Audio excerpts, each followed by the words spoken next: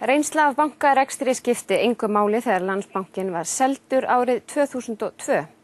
Þrátt fyrir að það hafi í upphafi verið ein megin röksemdin fyrir því að selja helmingshlut í bankanum einum fjárfesti. Skýrsla rannsóknarnefndar Alþingis dregur upp nöturlega mynd af einkavæðingunni en tölvupóstar sem birtir eru í skýrslunni benda til þess að mat á kaupendum hafi verið lagað að Samson-hópnum sem fullyrt að forsætisráðherra hafi ætlað að selja bankana án útboðs.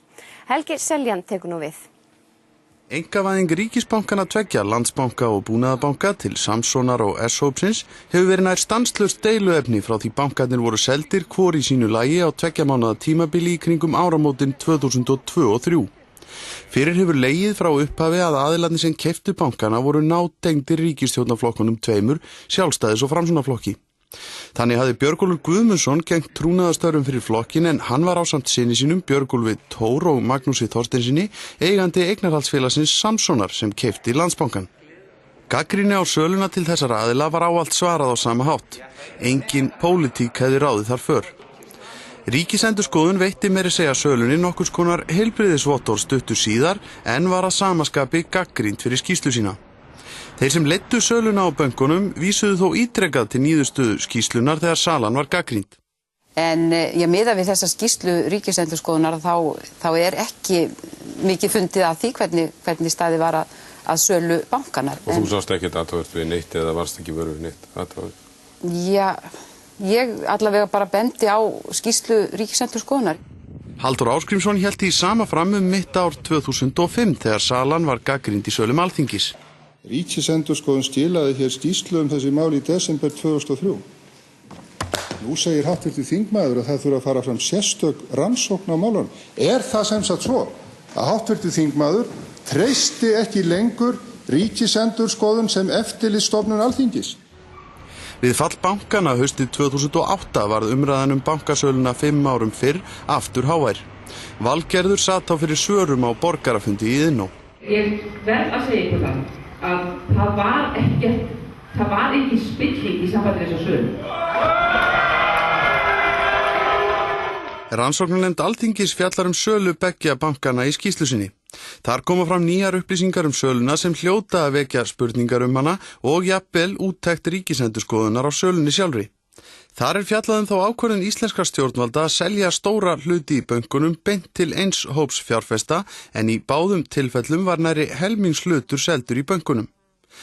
Rannsóknarnefndin telur að þarna strax hafi tónninn verið sleginn varðandi eignarhald á bönkunum sem síðan hafi leitt til þess að þessi stóru aðilar gátu notað bankana eftir eigin höfði. Ákvörðunin að selja bankana báða á sama tíma líka gagnrýnd og sögð vera á skjön við þær fullyrðingar að markmiðið hafi verið að fá sem hæst verð fyrir bankana. Það að Alþingi hafi svo gefið nokkrum ráðherrum og fulltrúum þeirra í framkvæmdanefndum einkavæðingu svo að segja opin tékka varðandi sölu á bönkunum líka gagnrýnisefni nefndarinnar. Þannig hafi Alþingi ekki sett ráðherrum neinar viðmiðanir eða reglur hvernig skyldi að sölunni staðið. Meirihluti Alþingis hafi þannig lagt línurnar það pólitíska vald sem veitt var ráðherrunum til að haga sölunni svo að segja að vild. Nefndin segir ennfremur að þau litlu viðmið sem sett hafi verið fram af ráðherrunum sjálfum sem báru ábyrgð á sölunni hafi svo breyst að því virðist til að aðlaga þau að kaupendunum. Gott dæmi þetta svo áhersla að fá bönkunum svokallaða kjölfestufjárfesta. Upphaflega ástæðan sem gefin var fyrir því var svo að við stjórn bankana yrði að setja menn sem hefðu reynslu og þekkingu af rekstri fjármálafyrirtækja. Sagan sýnir að þau rök skiptu litlu sem engu þegar kom að sölunni. Sú ákvörðun að selja Landsbankann virðist hafa komið til eftir að Björgólfur Guðmundsson setti sig í samband við Davíð Oddsson og lýsti yfir áhuga á því að kaupa Landsbankann. Björgólfur var þá nýkominn heim frá Rússlandi hvar hann hafði rekið bjórverksmiðju og að sögn efnast umtalsvert. Björgólfur hafði nokkrum árum áður hlotið 12 mánaða skilorðsbundinn dóm fyrir efnahagsbrot í svokölluðu hafskipsmáli.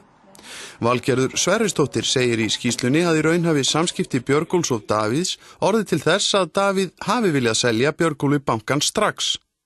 Og það svona farið að styttast í lok kjörtímabilsins og þá fannst mér mjög freistandi að athuga hvort það væri ekki bara að klára þetta bara í einu lagi. Þannig að það nú svona ákveðin upphlaup í kringum þetta allt saman. Það vekur athygli við lestur skýrslunar að Björgólfur komst að því að íslensku ríkisbankarnir væru til sölu í Lundúnum þar sem Björgólfur hitti fulltrúa frá HSBC bankanum sem hafði verið ráðinn til að ráðgefa íslenska ríkinu söluna. Það segir Björgólfur við rannsóknarnefndina. Það svona í koktelbóði og hann hefur orðað því að þeir séu alltaf með mandate frá ríkisstjórninu að þeir eigi að selja bankan. Þarna byrja hjólin að snúast og í kjölfarið ákveðið að auglýsa báða bankana sem fyrr segir og gefa 6 mánuði í ferlið. Tíma sem rannsóknarnefndin dregur í efa að hafi verið nógu langur og í raunar í andstöðu við það litlu línur sem þingið hafi þó lagt ráðherrunum. Það að Björgólfur hafi eftir hitting með HSBC-mönnum fengið hugmyndina og gengið í að gera tilboð í bankan einnig athyglisvert í ljósi þess sem síðar gerðist í söluferlinu svokallaða þegar fleiri voru búnir að óska eftir tilboði í bankan. Þá sendir fulltrúi HSBC starfsmanni einkavæðinganefndar svohljóðandi tölvupóst. Með því að skilgreina viðmiðin og meta þau vandlega hægt að komast að réttri niðurstöðu og velja þann aðila sem þið kjósið helst. Þannig má hafa nokkuð vísindalega réttlætingu fyrir ákvörðun sem stenst gagnrýna utanaðkomandi skoðun. Við þetta bæti svo að sami starfsmaður einkavæðinganefndar Skarphéðinn Berg Steinarsson virðist hafa farið til London til fundar við HSBC-menn og aðstoða þá við uppröðun tilboðana. Þessu lauk með því að tilboði Samsonar var tekið. Þá hafði krafan reynslu af bankarekstri þynnst nær alveg út enda lá fyrir að slík reynsla var meiri í hópi kaldbaksmanna sem einnig höfðu falast eftir bankanum. Það að HSBC hafi breytt matinu ástæða þess að Samson fékk bankan að lokum að mati Valgerðar Sverrisdóttur í viðtali hennar við rannsóknarnefndina. Síðan einhverja hluta vegna þá ráðleggur HSBC þetta og býr til þessar kríterjur sem ég hef ekki þekkingu til að meta en komu mér á óvart.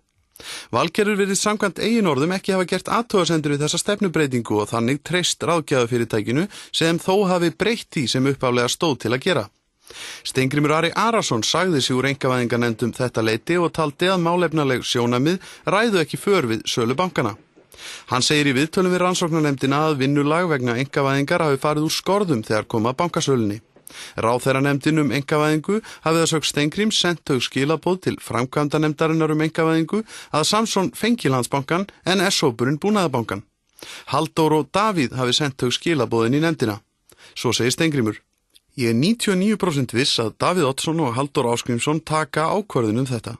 Að selja báða bankana samtímis, að ganga til viðræðna við S-hópinn kaupa á Búnaðarbankanum og Samson-hópinn kaupa á Landsbankanum.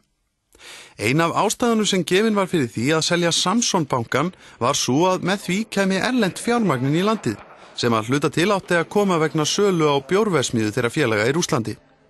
Nú ljóst að bankin var að stærstum hluta keyptur fyrir lánsfé eða 70% eftir því sem skýrsluhöfundar telja.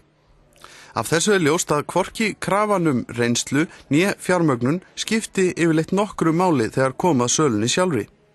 Raunar í því sambandi sérstakt að lesa bréf sem Björgólfur Thor Björgólfsson sendi Valgerði Sverrisdóttur þegar Framsóknarflokkurinn hafði gert athugasemdir við að selja stærri hlut en þriðjung í Landsbankanum. Í bréfinu leggur Björgólfur þunga áherslu á að fá ekki minni hlut en 45,8% í Landsbankanum sem hann svo fékk. Ástæðan var svo að það borgaði sig varla fyrir þá Samson menn að koma með alla þessa peninga heim til Íslands nema stærri hluturinn var í boði.